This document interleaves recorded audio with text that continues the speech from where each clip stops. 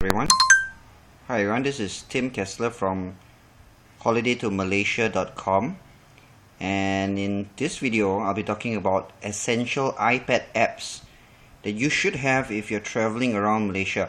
Now this does not mean that you need an iPad in order to experience everything that this country has to offer you, but it would be a great idea to get yourself an iPad if you don't have one, or an Android. I'll be talking about Android devices later. Because with an internet connection and certain apps, it really provides you with a full experience and makes navigating around the country so much easier. So I've got 5 apps to talk about, and in this video I'll be talking about the first app, which is of course Maps by iPad. Okay. So here we have the Maps app, and this is what the Maps app looks like. It's a beautiful, clean map, and yeah, so it shows you the roads, and to go wherever you need to go, you need to press this button down here, which then brings you to your current location. So you can see where I am right now. Okay, and to pan around, you just drag with your finger, and to find if you do not know your current location where you are, all you need to do is press this arrow here, and it brings you back to your current location. To zoom in, just pinch out, and to zoom out, you just pinch like this, and you'll be able to zoom out. Okay, you can zoom out to world view if you want to. Right, so touching on this app, and this button brings me back to my location. Okay, now yeah, so it provides you a nice clean view of where you are. The streets might not give you the street names for certain areas, especially if it's a smaller street, but you've got the main street names here. Okay, so it makes navigating so much easier. Now touching on this button again, this arrow here again, twice, gives you headlight view, and what it does is it shows you which direction you're facing, and it aligns the map according to that direction. Let me just pick this up. Okay, so you can see currently I'm facing this direction, but if I were to move around, the map moves along with me. So by doing this, I'll know which direction to head. Okay, turn this off again.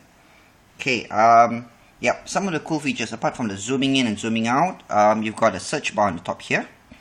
So by touching on the search bar, you can actually search for landmarks or street names.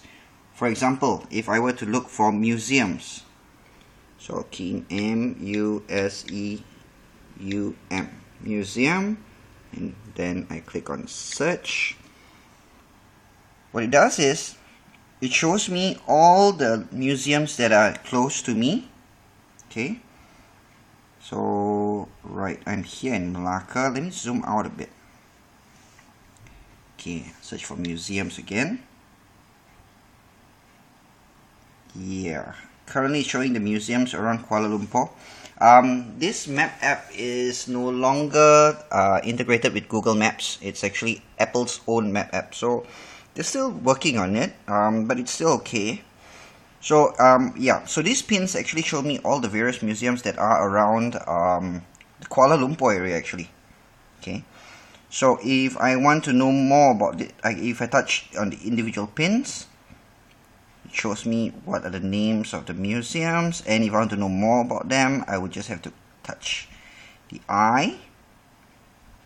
Yeah, it tells me the street name, gives me a little bit of a picture down there, and the best part is, all I need to do is touch directions to here.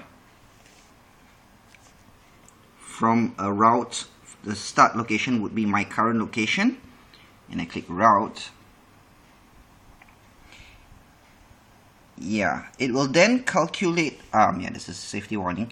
It will then show you the route that you need to take in order to reach that museum. Okay, now obviously I'm not going to travel all the way to Kuala Lumpur, but if it was around the Malacca area, I could actually get a route. It actually shows me 3 alternative routes down here. Route 1 would definitely be the fastest and shortest journey. Okay, so now by clicking on the start button on the top, it would then provide me turn-by-turn navigation. Okay, so I can't show you this. I need to show you this. I can't show you this now. I need to show you this while driving around. But basically, as I drive, it will then change, and it will show me turn-by-turn navigation, and I will be able to follow the directions that's on the top here. Now I'm using the iPad too, so it does not have Siri. But if you're using the iPad, the new iPad or an iPhone 4 or 4S, which comes with Siri, then it also has voice navigation. So you could put this on the dashboard of your car, and it will guide you through your journey right up to the place that you want to go. Okay, so let me end this. Yeah, so I can even use, if I know where I want to go. For example, I do know that the museum in Malacca is around here. Okay, there's a museum here. So if I want to get here, all I need to do is touch and hold for a long time, and it drops a pin. Okay, touching the eye would show me a little bit of a satellite view, and just clicking directions to here from my current location, gives me a couple of alternative routes that I could take to reach that place, the museum. So clicking on, so it tells me that just now I chose driving. So by driving, it will tell me that I'll reach my destination. It's 8.5 miles away, and I'll reach my destination in about 24 minutes. Okay. Now, apart from driving, I could touch the eye, directions to here, and I could choose walking if the area is close by. So by touching this picture here for walking, I will press route. So it shows me how I could walk to where I want to go. So it's 7.2 miles away walking, which will take me 2 hours and 18 minutes. I'm definitely not going to start walking there, but if I were, I would just click on start. And then it tells me step by step how to go to my next gen. Oh, okay, so this is working now. So as I move from waypoint to waypoint, you can see that the navigation changes, and all I need to do is like this: walk 0.2 miles, 0.7 miles, turn right, turn right at Jalan Pulau Gadong, walk 0.3 miles, then just as I walk along, this will change, okay, because it's actually tracking my location right now. Okay, and this, right. Okay, now those are some of the features that I use while traveling around. Apart from these, there are also some other cool features, like if I were to touch the corner of this map here to curl it up, I'll have I could drop a pin, I could print. If for major cities, there's also traffic updates, so I'll be able to know which roads are actually jammed at the moment, so I could avoid those roads if I want to. Okay, I'm currently looking at a satellite view. If I were to look, I'm standard view. If I were to look at a satellite view, I will get a satellite map of where I want to look for. This is Malacca. Okay, and choosing hybrid would actually place the standard map on top of the satellite map. Right, now it's also got this cool feature called 3D, but it's not for every city or country in the world. But if you were to go to somewhere really famous, like let's try the Empire State Building in New York.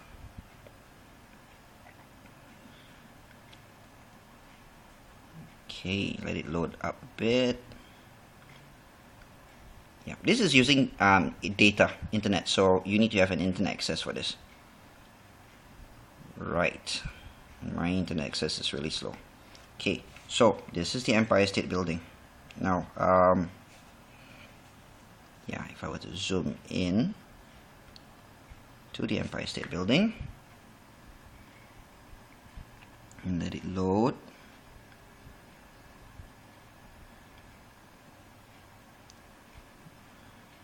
eventually. Okay, so this is what the Empire State Building looks like from the top. But if I were to press this button now, which looks like a button of a building, it actually shows me a 3D view of the Empire State Building, which by using 2 fingers I could actually go around. Now, doesn't really help much in your travels, but it's just a cool feature. Wish it worked for buildings in Malaysia though. Yeah, they're still trying to integrate that. Yeah, so this is pretty cool. Okay, so back to where I am. Get rid of the 3D. Give me back my standard map. Yep, so here we are. Okay, so yeah, this is one of the apps. It's actually built into iPad, so you don't really need to download, but this is one app that I use a lot when I travel, right? So thank you once again, and in the next video we'll be talking about a different app.